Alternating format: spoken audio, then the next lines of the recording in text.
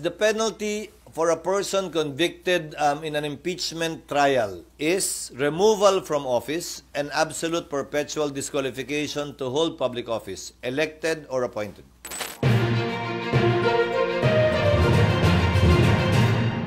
Magkakaroon ba ng trial sa 19th Congress? Depende sa rules na i-approve namin.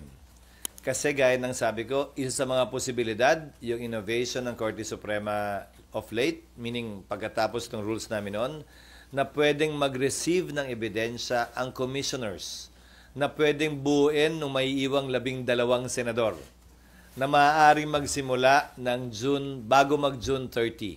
So 19th Congress pa rin yun. Kung yan ang magiging pasya ng Senado ng 19th Congress kaugnay ng rules. So may posibilidad. Trial pa rin yun Bagaman presentasyon ng ebidensya sa commissioner ang technical na salita, trial pa rin yun. Halos tiyak na yun. Aabot ng 20th Congress at ang magpapasya na rito ay ang 20th Congress at hindi ang 19th Congress. Sir, Erap was not impeached. Erap was convicted and then was pardoned. Yes. Dun Not yung by the pardon. impeachment court. Okay. Dahil hindi naman natapos yung impeachment ni dating Pangulong Estrada dahil sa EDSA 2. Paano namin i-refer yung impeachment sa Rules Committee para i-report out ng plenary para may basihan na magsumpa kami bilang impeachment court at i-convene yung impeachment court? Paano namin gagawin lahat yun ng walang sesyon?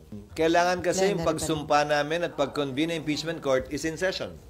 Ulitin ko ba't ba nyo kami minamadaling gumalaw ng ilang oras? Process lang. Sila mahigit 2 buwan, inupuan, pinag-isipan at pinag-aralan yan. Siguro naman entitled kami ng ilang araw man lang. Magbibingi-bingi ang School of Acting ako dun sa mga pabor sa impeachment complaint at laban kay Vice President Duterte. Magbibingi-bingihan din ako dun sa tutol sa impeachment at ayaw kay Vice President Sara Duterte. Hindi namin trabahong pakinggan sila. Trabaho namin gampanan yung aming tungkulin. Sa abot na aming makakaya, base sa itinatalaga ng batas at hindi base sa gusto ng magkabilang panig na klaro ay partisano, pabor man o kontra sa impeachment, pabor man o kontra kay Vice President Sara Duterte. Wala kaming pakialam sa mga yan.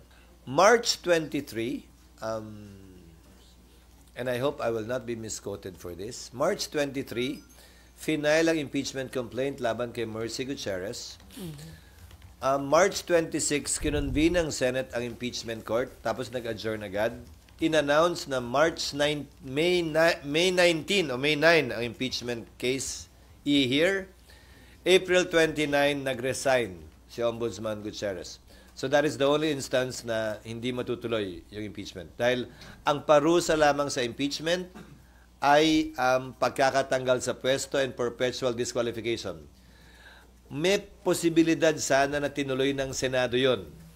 Dahil yung resignation ay pagkakatanggal lamang sa pwesto. Pwede pa sana nilang ituloy yun para dun sa absolute perpetual disqualification. Pero minabuti ng Senado noong panahon yon na wag nang ituloy at i-dismiss na yung kaso.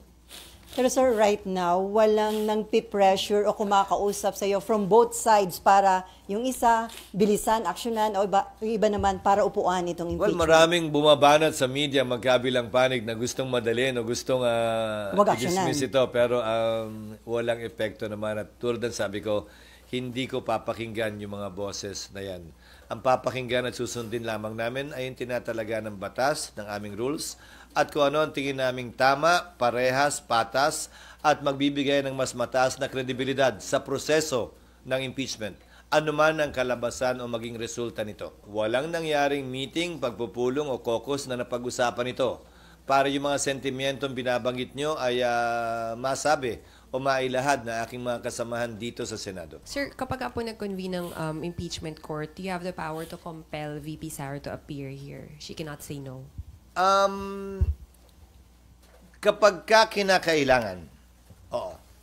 Pero kapag hindi kinakailangan, the accused, the subject of impeachment, the respondent, the defendant in an impeachment case, can waive his or her appearance.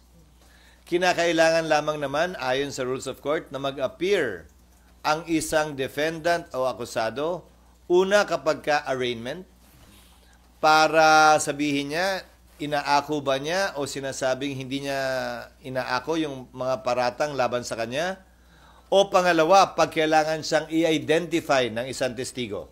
Maliban sa dalawang pagkakataong yon, merong ika nga waiver of appearance na tinatawag sa ilalim ng Rules of Court that has supplementary application sa impeachment court. Anumang ingay ng politika palaging may posibleng epekto sa ekonomiya. Pero ang pangontra dyan ay kapanipaniwala at stable na proseso at procedure. Tulad ng sinusubukan kong gawin ngayon at i-establish ngayon.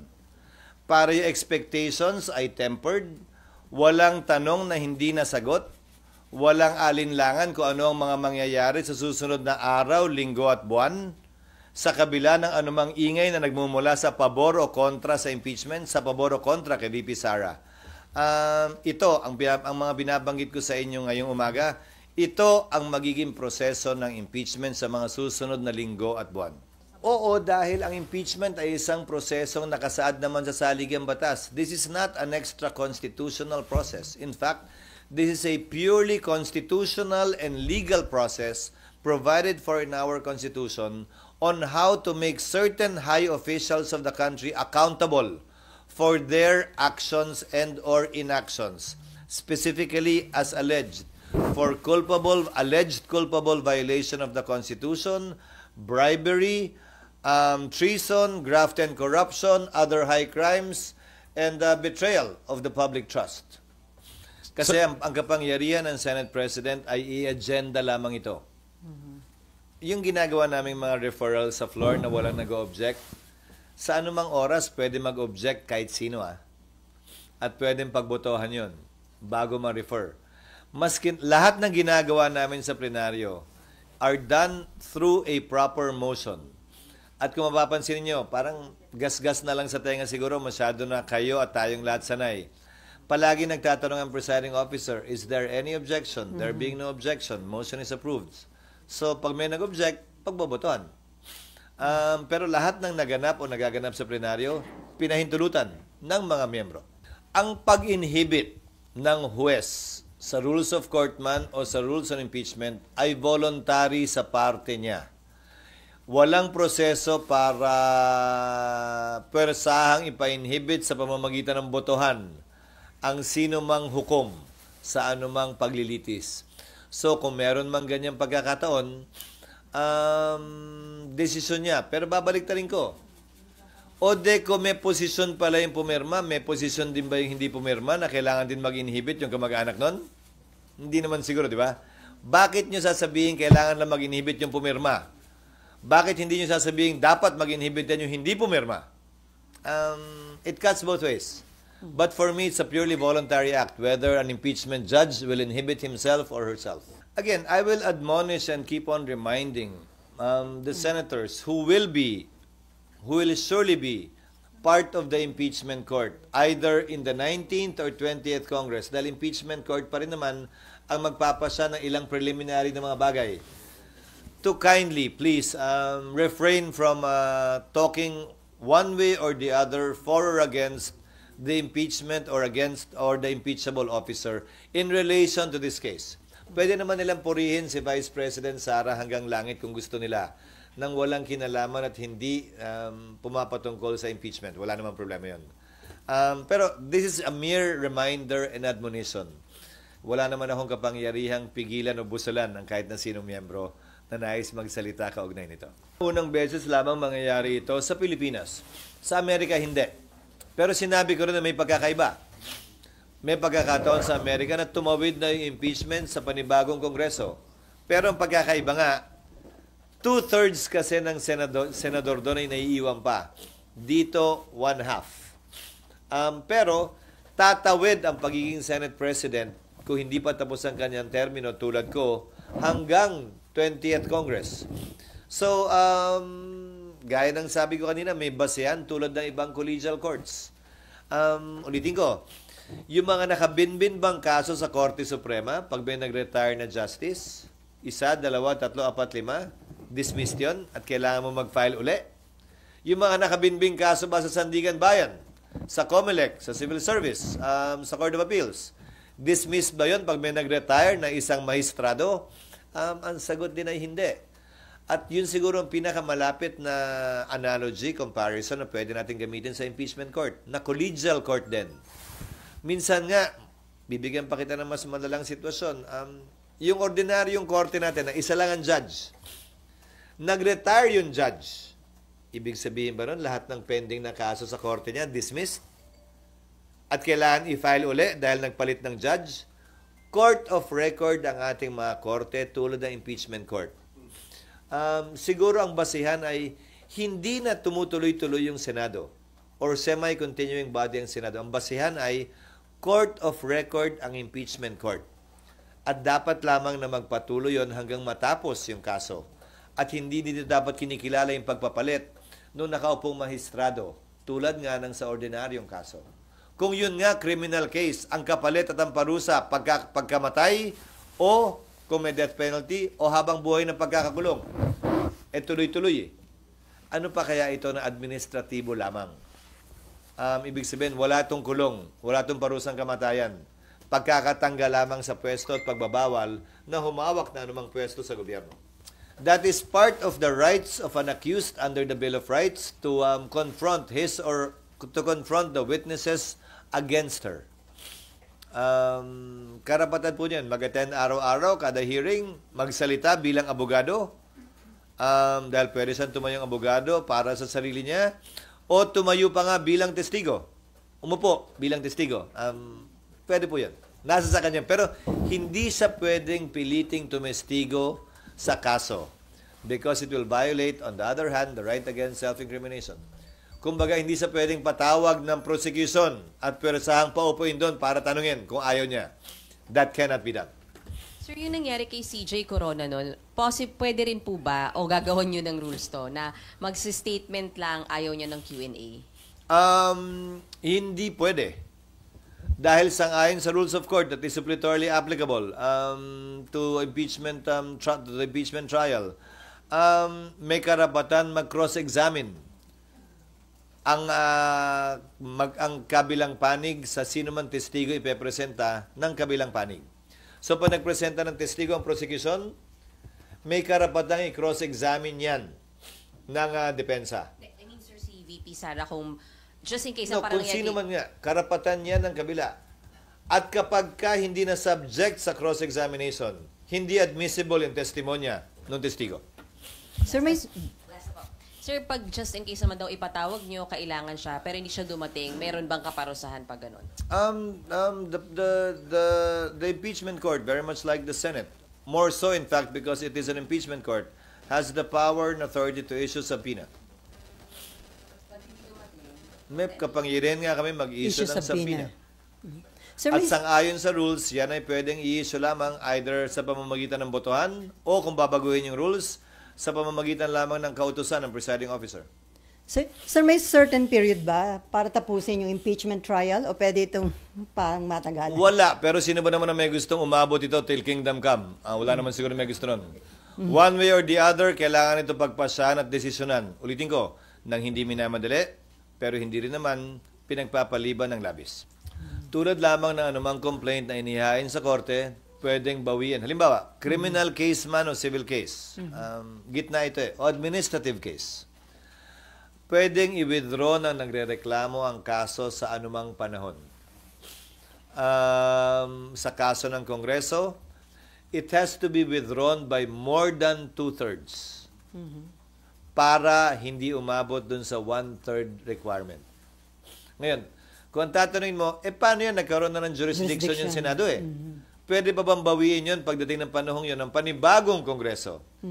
Isang bagay yan na pagpapasyahan ng impeachment court pagdating ng panahon by a majority vote if they disagree with the ruling of the presiding officer. But your question was, I take it, pwede bang gawin yan ng Kongreso? Yes, they can do that.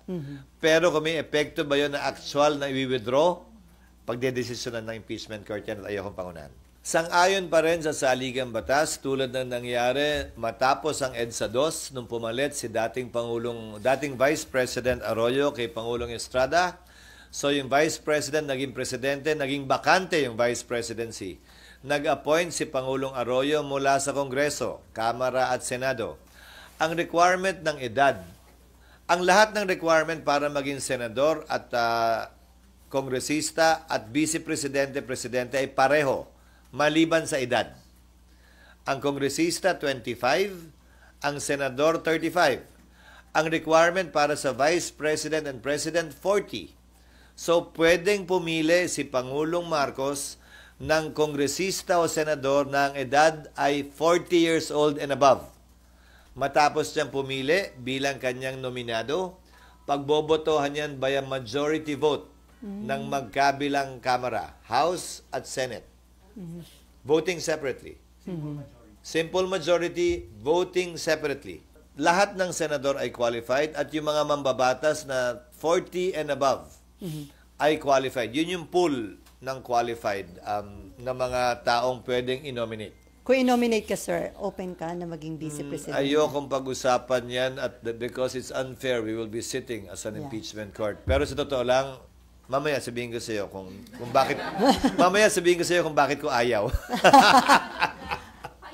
Kailangan i-confirm Pag hindi kinonfirm ng Kongreso voting separately by a simple majority, hindi siya, pili uli ng bago.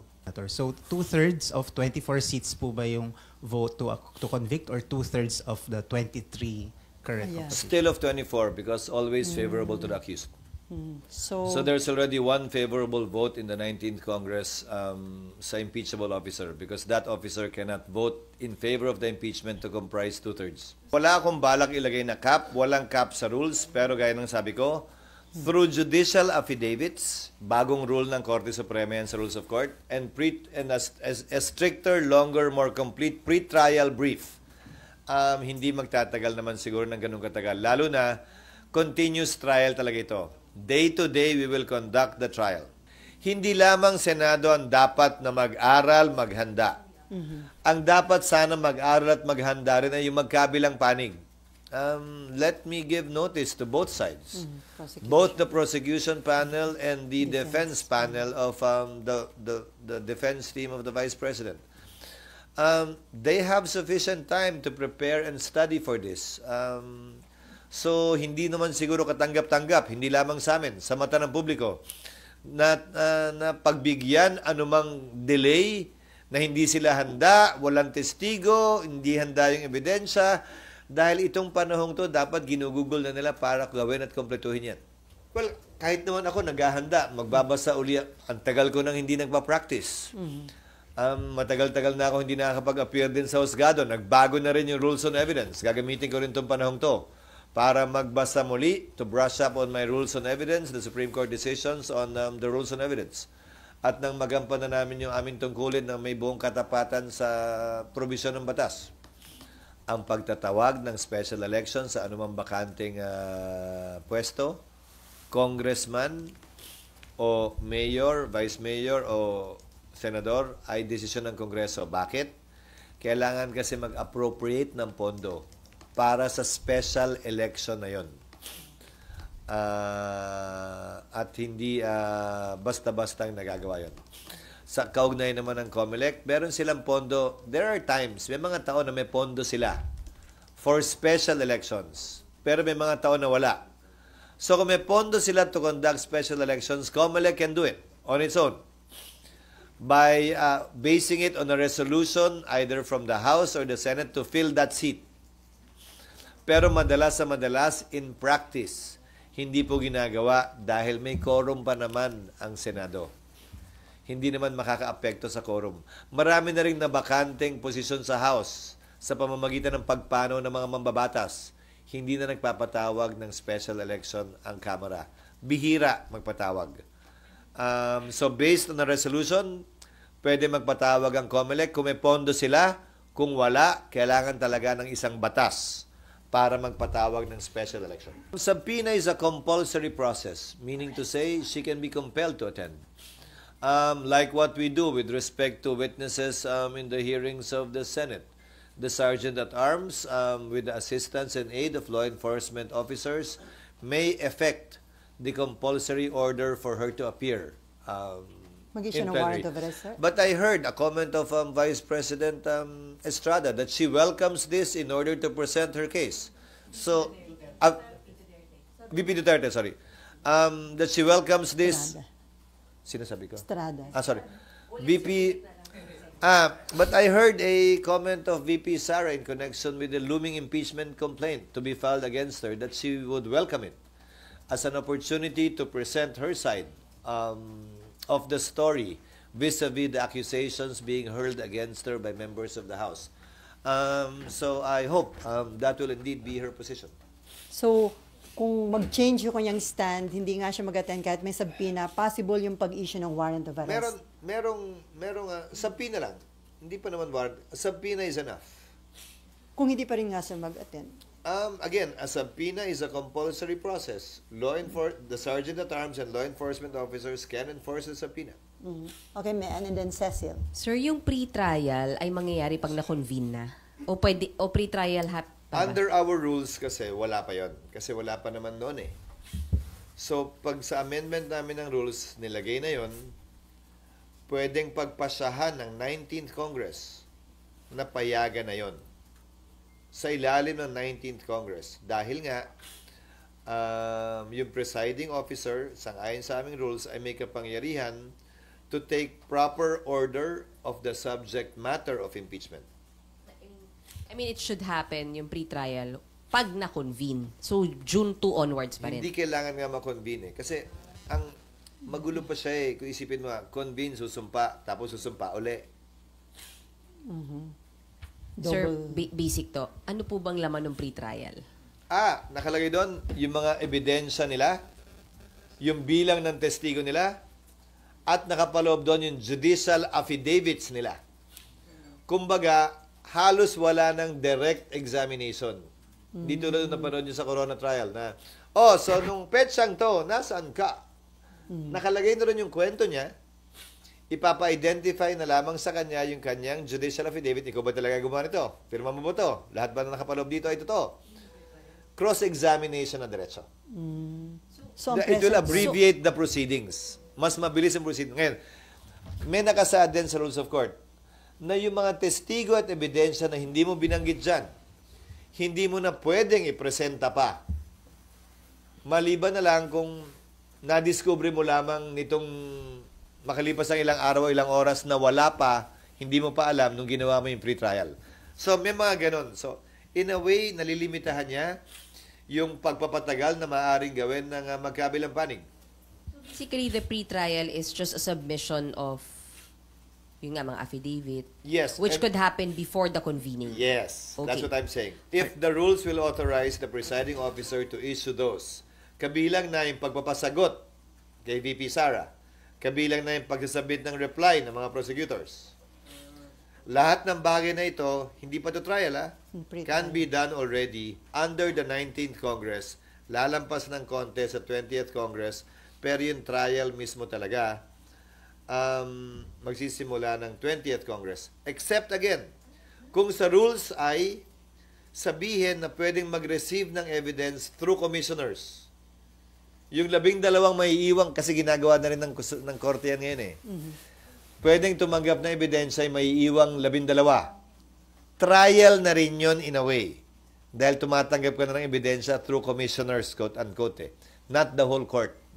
If that will be decided upon by the majority. So lahat kami dapat mag-aral. Pero kung susuriin nyo, ilan ba ang abogado din naman ngayon sa 19th Congress? Ako, Senator Pia, Senator Alan, Senator Tol, Senator Coco. There are 5.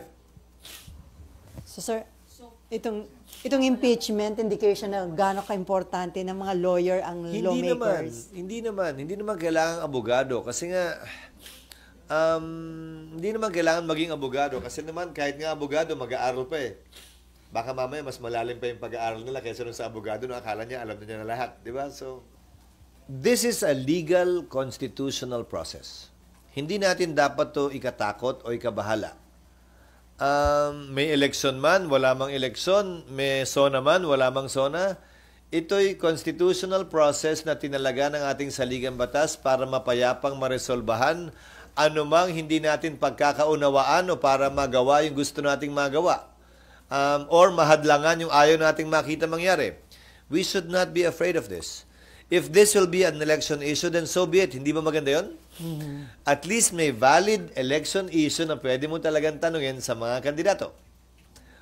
Na pwedeng pagbasihan ng ating mga botante kung iboboto nga ba nila o hindi.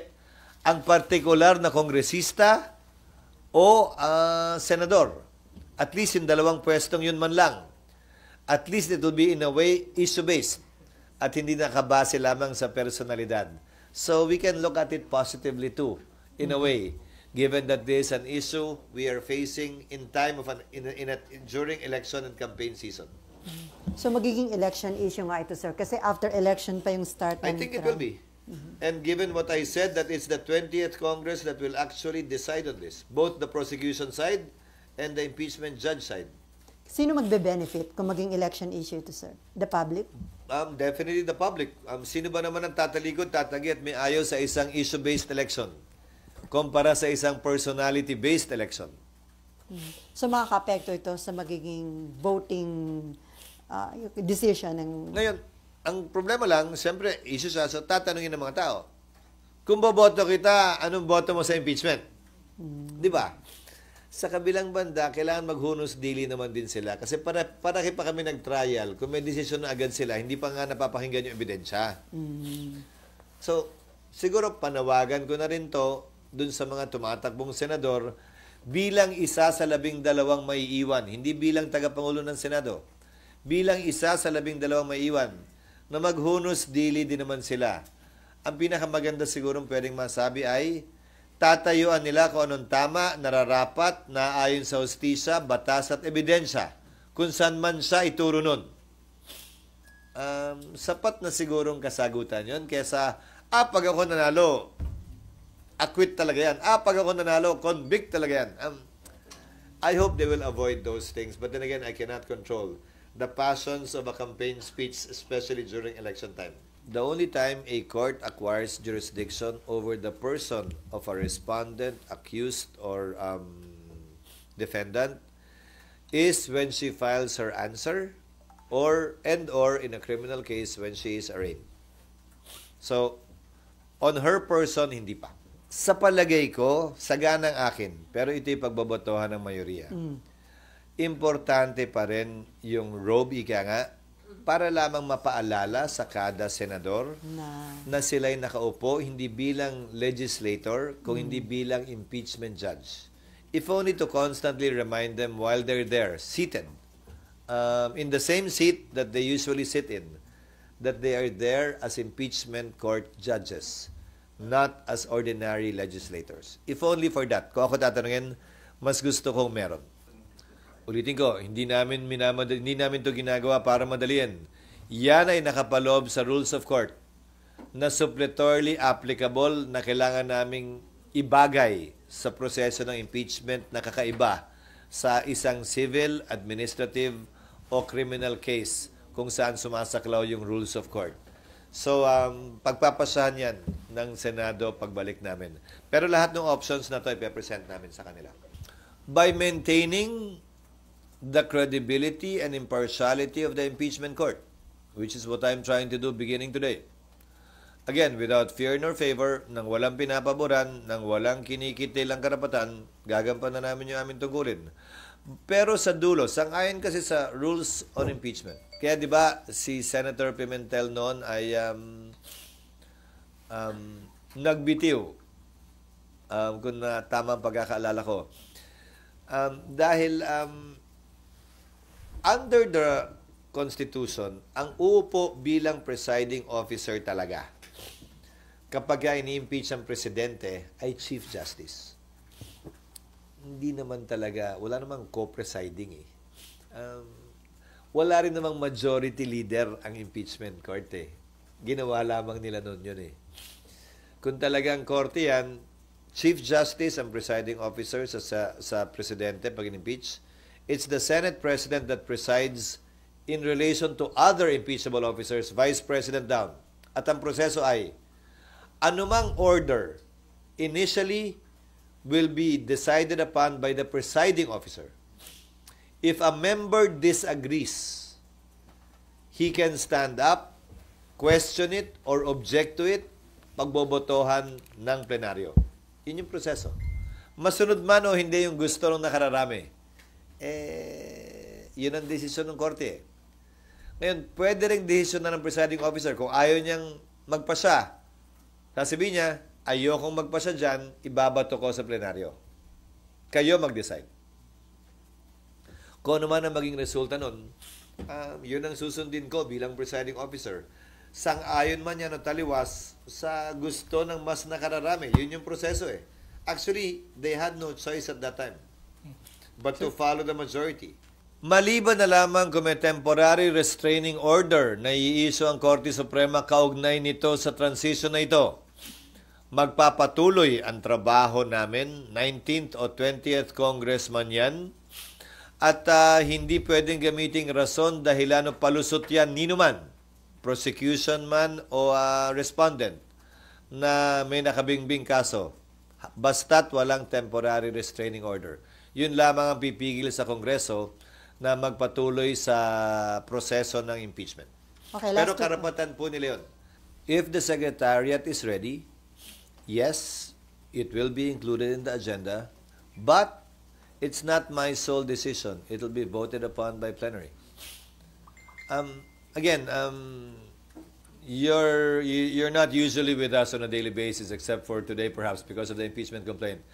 Everything we do, although it's not being objected to, it seems like it's an order being issued by me. Everything we do is subject to the vote of the majority. So kung wala nag-object, ibig sabihin, bumoto silang lahat pabor doon. If someone objects, then we have to put it to a vote. But these things are decided upon by plenary, not by the presiding officer alone. It cuts both ways. I will try to English as best as I can. It cuts both ways, remember. You referred to carrot politics, but given that it's election time, those who signed may have been blinded by that. I'm not saying that they were. But what about those who did not sign? Weren't they motivated by politics as well? It is a political process. So it's unfair to accuse only those who signed of politics and not those who did not sign. They were both engaged. In politics.